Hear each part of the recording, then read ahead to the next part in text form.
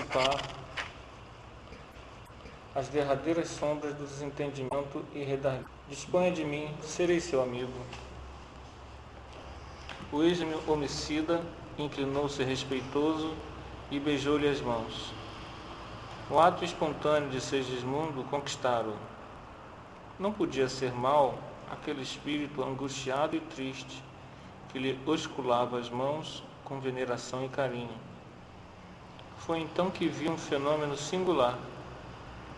O organismo perispiritual de Adelino parecia desfazer-se de pesadas nuvens que se rompiam de alto a baixo, revelando-lhe as características luminosas.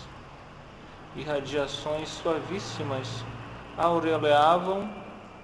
aureolavam-lhe agora a personalidade, deixando perceber a sua condição elevada e nobre. Herculano, junto de mim, falou-me em tom discreto. O perdão de Adelino foi sincero. As sombras espessas do ódio foram efetivamente dissipadas. Louvado seja Deus. Jandaí. Alexandre abraçou as duas almas reconciliadas e renovou-lhes fraternais observações, repassadas de sabedoria e ternura. Em seguida, recomendou ao esposo de Raquel que descansasse da luta, dispondo-se a sair em nossa companhia.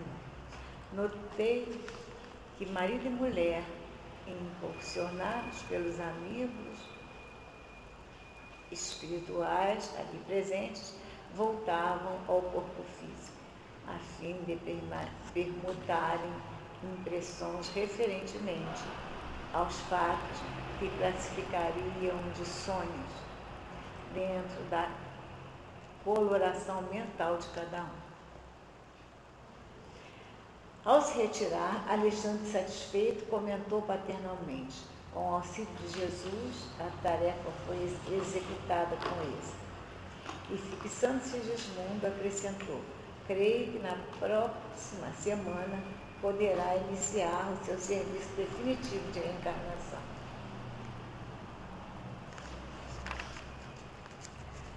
Acompanhá-lo-emos com carinho. Não receie coisa alguma. Tá bom.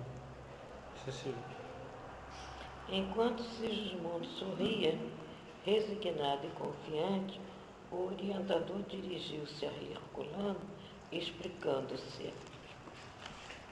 Já observei o gráfico referente ao organismo físico que o nosso amigo receberá no futuro, verificando de perto a imagem da ação que ele sofrerá na idade madura, como consequência da falta cometida no passado.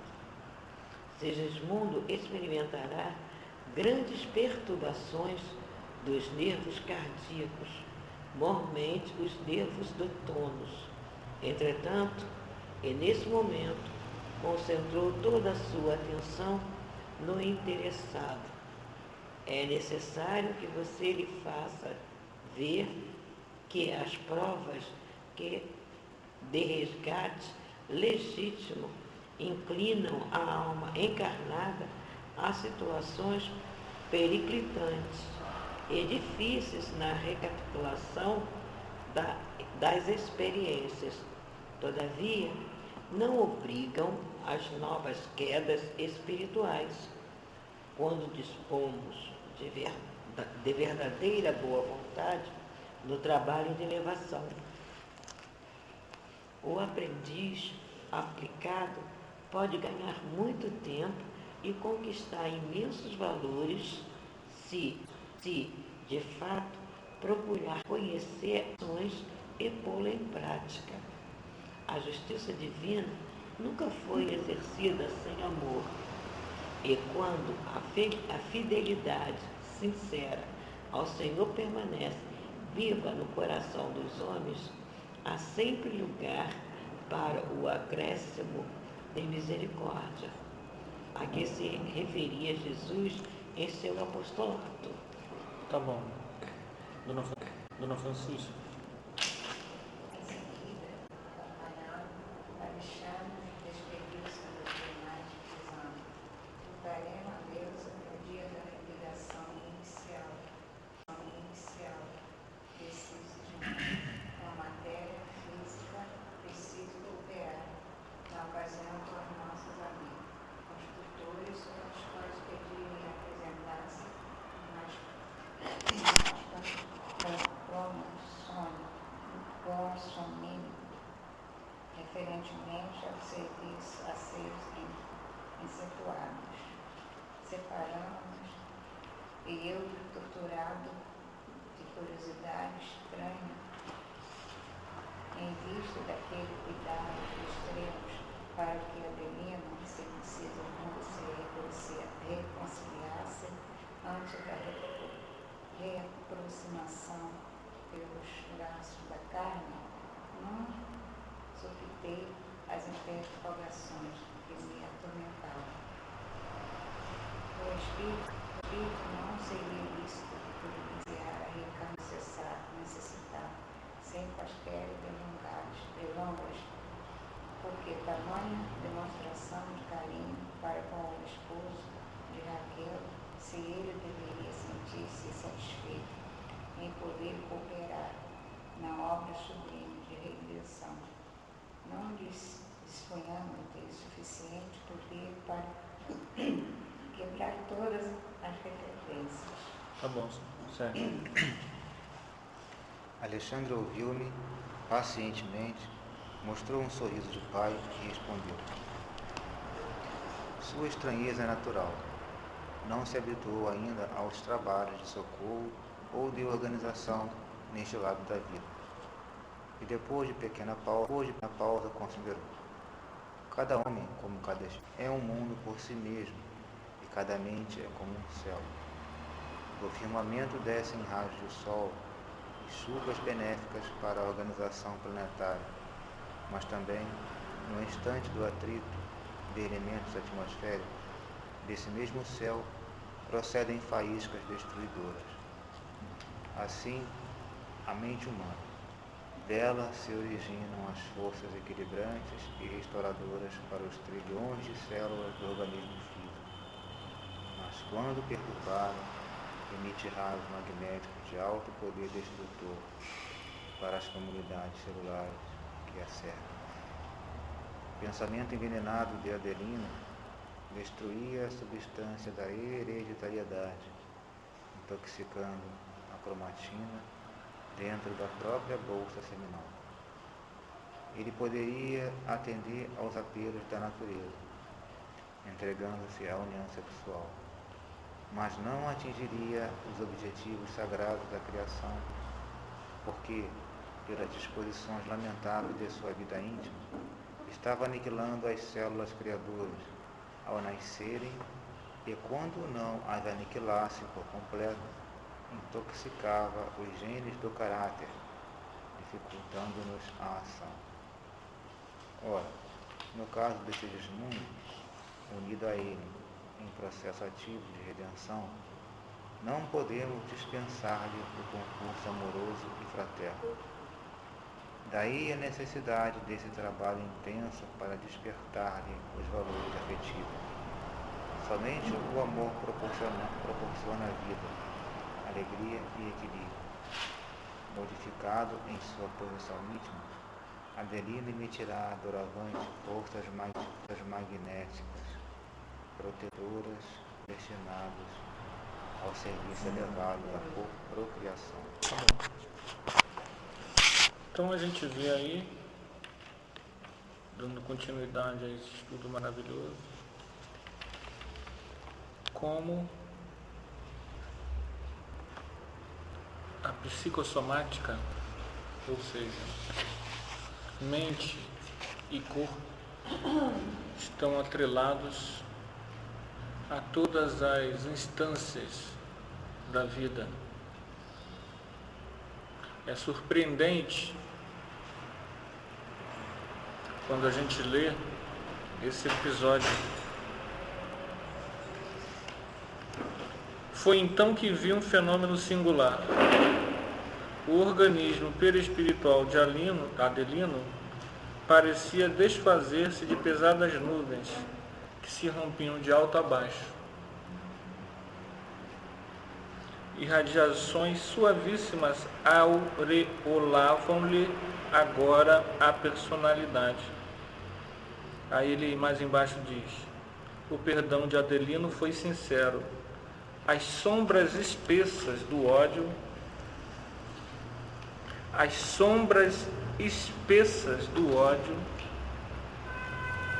o que ele está dizendo aí?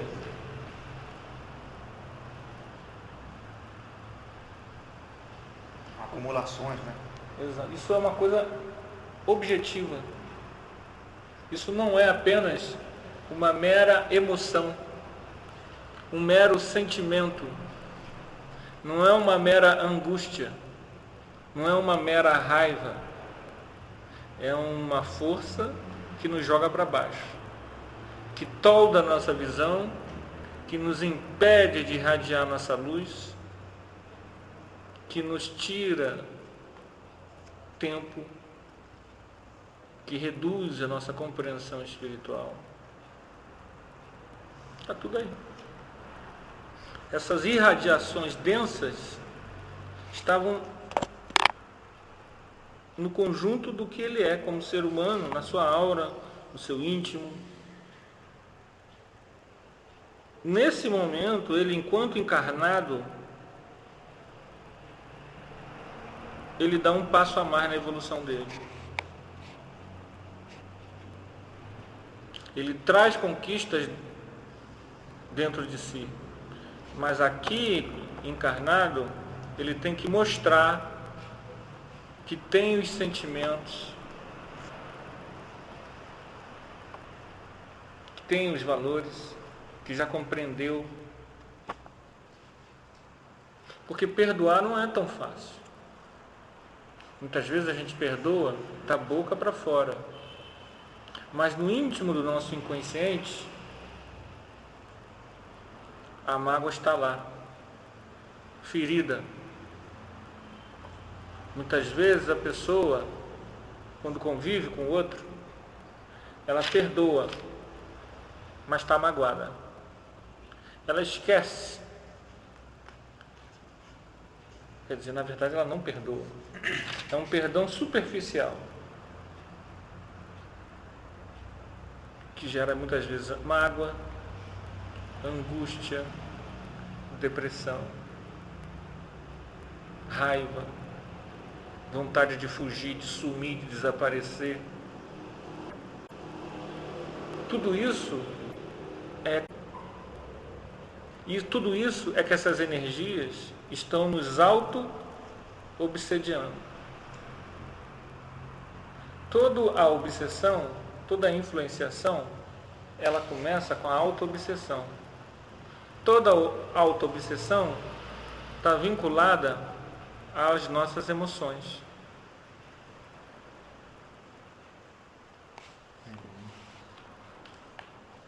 Então eu acho que essa informação preciosíssima que André Luiz dá aqui logo no início desse nosso estudo.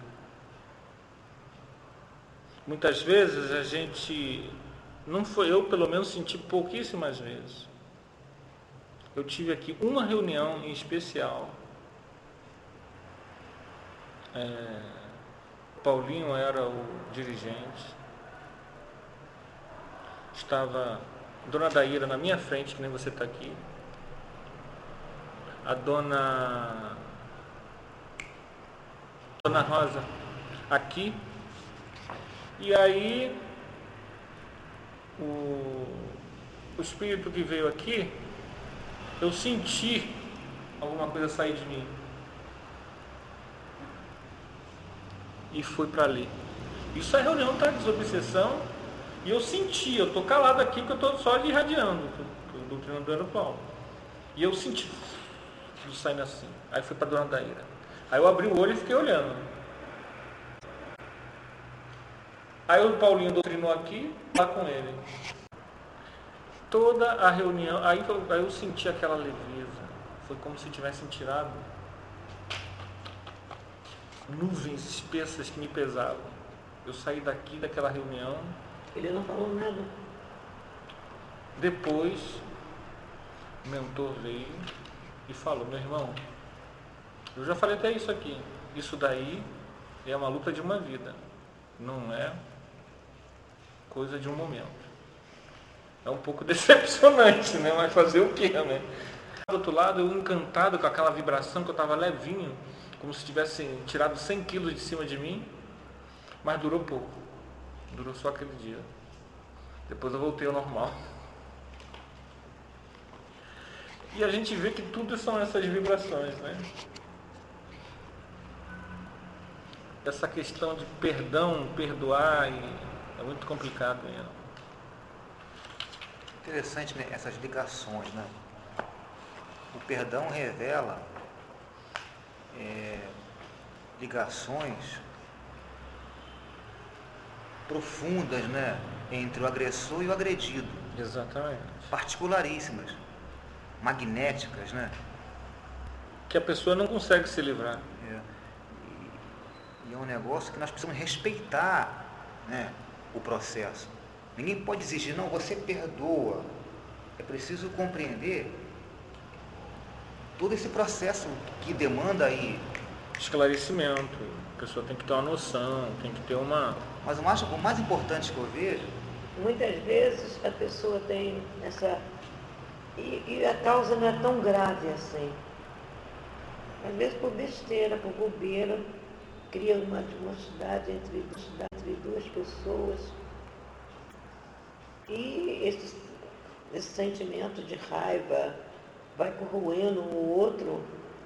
E às vezes, quando for ver, não é nem nada sério, foi uma coisa e gera um sentimento de raiva, ódio. Mas às vezes a rusga, ela é pequena, mas ela não é a primeira. Ela já vem de outro tempo. Há uma rusga pior, maquiada, que envolve aquelas pessoas. E essa rusga maior, ela não tem como se manifestar hoje aqui, pela própria lei da sociedade.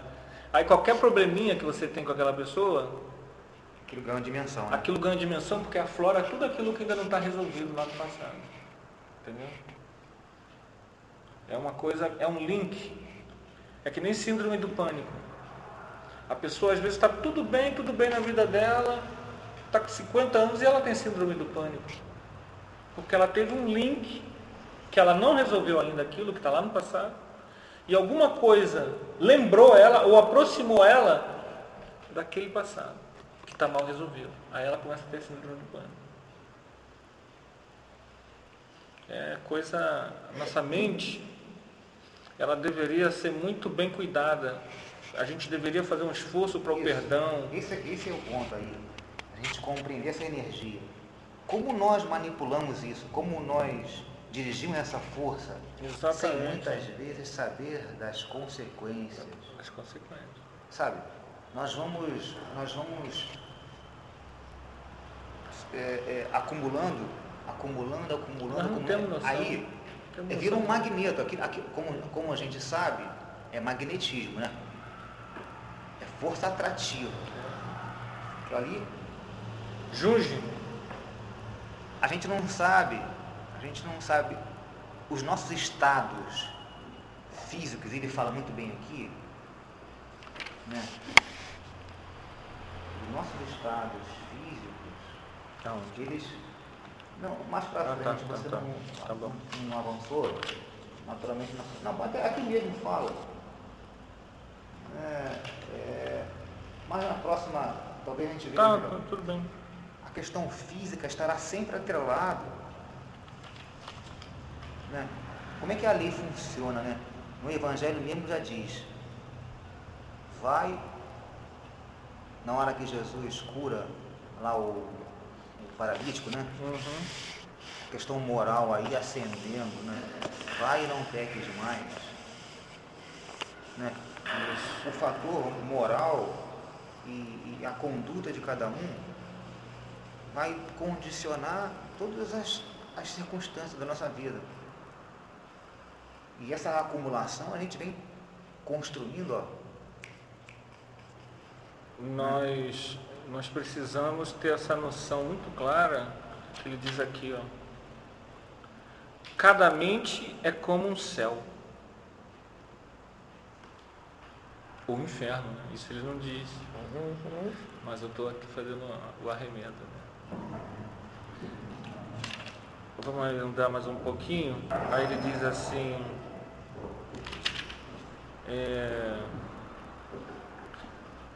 receberá do futuro, verificando de perto, as imagens da moléstia do coração que ele sofrerá na idade... moléstia do coração que ele sofrerá na idade madura, como consequência da falta cometida do passado. Alguém poderia perguntar? Exatamente. Isso. Alguém poderia perguntar, poxa, mas por que então eles não... Por que ele tem que sofrer isso? Por que eles não curam logo isso? Por que eles estão preocupados em fazer essa moléstia no coração dele? Eu pensei isso. Por quê? Porque fala que foi alguma coisa que ele fez. Mas por que esse atrelamento? A gente podia perguntar, vocês podem perguntar. Mas não, veja bem, isso é muito sutil, isso aqui é ciência espiritual. Percebam que nem todo mundo, ao contrário do que a gente possa imaginar, nem todo mundo tem essa assistência que o Segismundo está tendo. Para que a pessoa possa ter uma reencarnação bem cuidada, bem mapeada, ela tem que ter algum mérito. Quando a pessoa não tem esse mérito, ela é deixada pela força da lei, que muitas vezes é implacável. Ela é uma coisa dos bichos. Que é corretiva também. Que é corretiva e que é o importante para aquela alma endurecida desperte. Que é sempre corretiva. Que a alma é endurecida. Então ela precisa sofrer toda a consequência da lei. De um impacto maior. Agora, a alma que já está... É a diferença. Você está na guerra. Nós dois somos nazistas. Não, o Sérgio é nazista com mais uma outra pessoa. Você é americano. Os dois matam. Salvar a pátria. Os dois matam na guerra. Os dois vão para o plano espiritual. O rapaz lá não tem na bagagem dele nenhum conhecimento de nada. Ele já tem algum conhecimento que ele fez numa vida, naquela vida, não sei o que, não sei o que lá. Né? Os dois fizeram o mesmo ato e estavam fazendo a mesma coisa. Mas um é deixado para aquele que é mais endurecido. Ele precisa ainda sofrer todo o achaque da dor, do impacto. O outro já vai para uma colônia e é feito o quê?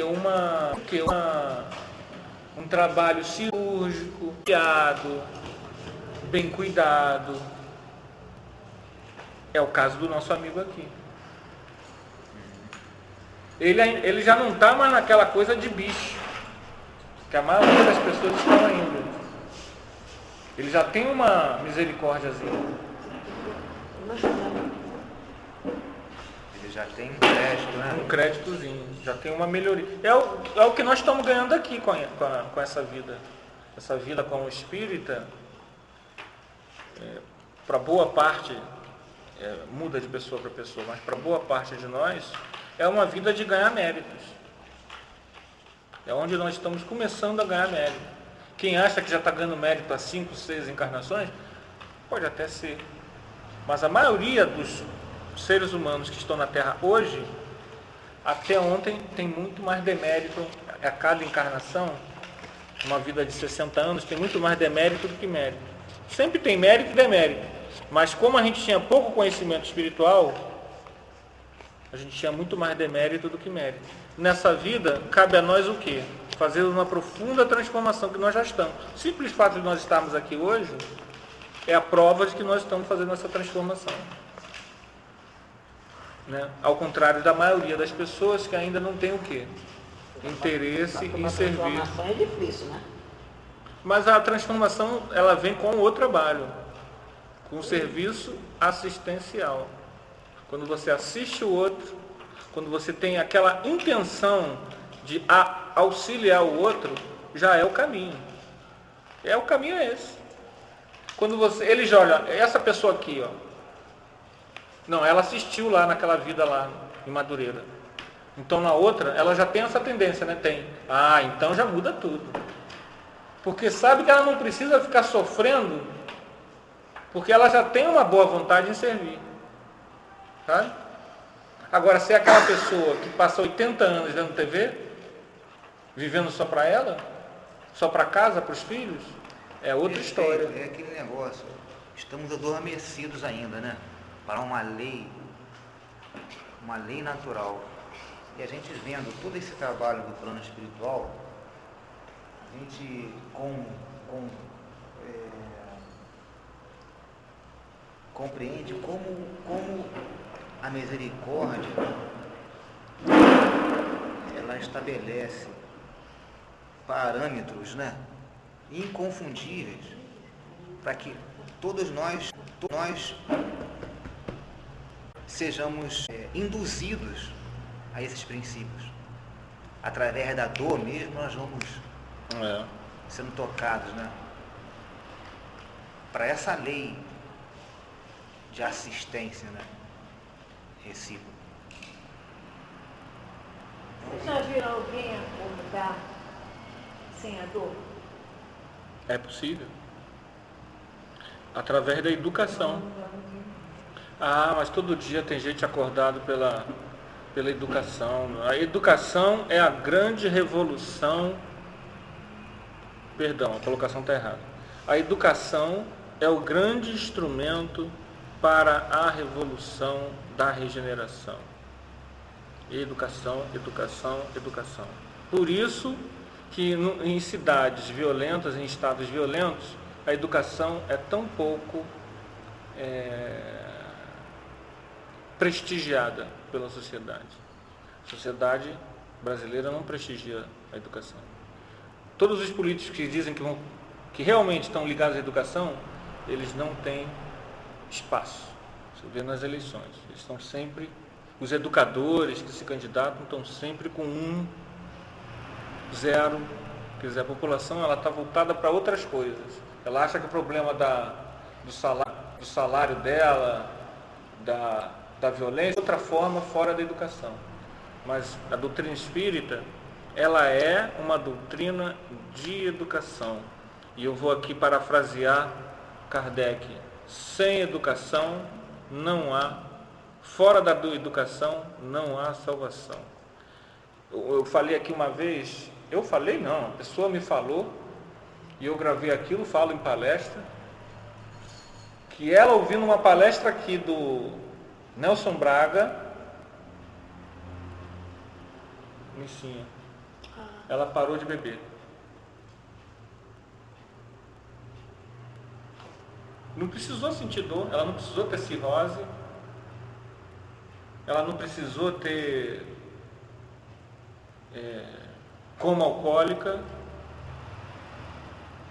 só ouviu a palestra. Perfeito, refletiu. Aquilo que ele falou aqui foi lá dentro dela, e ela falou, foi lá na casa dela, a gente conversando lá na... Nem mais espírita hoje. Nem é mais espírita hoje. Mas isso ela não perdeu, ela parou, cortou. Ó. Tanto da palestra, né? A frase que Kardec também diz, né? Espírita instruí-vos. Busca a verdade te libertará. A dor, ela é um buril importante. Tem gente. A alma endurecida, o boi rebelde, ele é tosquiado, dão uma espetada nele para voltar pro pasto. Mas a alma dócil, ou a alma que já sentiu muita dor, ela já é mais, né? Então a dor é um instrumento importante. Primário, né? Nos estágios inferiores. Né? Mas o maior instrumento é a educação. Você olha o Leon Denis, aquela casa maravilhosa, ela é uma casa de educação. Parece uma faculdade. É uma faculdade do espírito. Você vai em outras casas, se prioriza isso, aquilo outro, e acaba que não se faz nada bem. Lá se prioriza a educação e tudo o resto se faz muito bem. Então, a espiritualidade avançada, realmente superior, ela está preocupada é o seguinte: você hoje está morrendo, deixando esse corpo físico melhor do que quando entrou. E como é que a gente deixa esse corpo físico melhor do que quando a gente entrou? Mudando, transformando. A dor é ainda aquela fase anterior, em que você está sentindo dor para ver se conscientiza da mudança. Quando você já é espírita, você às vezes é espírita porque sentiu dor, porque a dor lhe tocou. Aí chega nessa encarnação, o conhecimento espírita você entende aquilo, outras pessoas não entendem. Elas ainda estão cultivando, cavando o karma negativo, quer dizer, elas estão atirando flecha para cima da cabeça delas ainda. Elas não estão recebendo a flechada. O espírita, para chegar aqui, a dona Daíra nesse sentido tem razão. A maioria de nós, para chegar aqui, não fomos vencedores de várias encarnações. É porque nós já estamos com as flechas tudo espetadas. Teve instrutores aqui no passado, em reuniões antigas, que deixou isso muito claro. Eles, de vez em quando, eles mandam um aviso. O meu íntimo, às vezes, me manda um aviso para mostrar muito bem isso para mim. Está muito claro para mim. Que a dor, ela estava comigo até ontem. E não é uma ameaça e não é um constrangimento. É uma lembrança de coisas que estão mal resolvidas e que só se resolve como? Tudo aqui. Olha, diz aqui, a mente humana, dela se originam as forças equilibrantes e restauradoras para os trilhões de células do organismo físico. Quer dizer, Adelino destruía a substância da hereditariedade. Não era uma questão de obrigar o nascimento. Havia ali uma ascendência mental, é um paradoxo. A pessoa, quando ela tem uma certa maturidade, ela é uma alma antiga, é uma alma com muitas experiências, ela tende a se fazer mais mal com a própria mente, que ela nem sabe que tem esse poder. Então o Adelino, ele, com o ódio que ele tinha pelo fulano, pelo Segismundo, ele tinha a capacidade de o quê? De eliminar as condições necessárias para o renascimento do mesmo. Ele impedia. Estão entendendo isso? Ele impedia. Estou comentando isso aqui. A mente dele, a nossa mente, ela tem um poder incrível. Anulava. Aí é o caso da pessoa que não consegue gravidez. A pessoa conscientemente quer. Mas o nosso problema não é o que nós queremos conscientemente. Conscientemente todo mundo quer ser feliz, quer uma pessoa para amar, quer fazer todo mundo de bem. Mas o nosso inconsciente? Forças viciadas. Exatamente. Forças viciadas. Que acumulamos. Né? Que acumulamos. Que a gente não se livra assim ao poder do Alakazam. Alakazam, some tudo. Se fosse assim, seria beleza.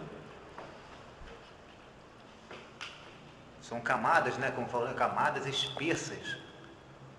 Que só num gesto mesmo nobre aqui pode. Né? Exato.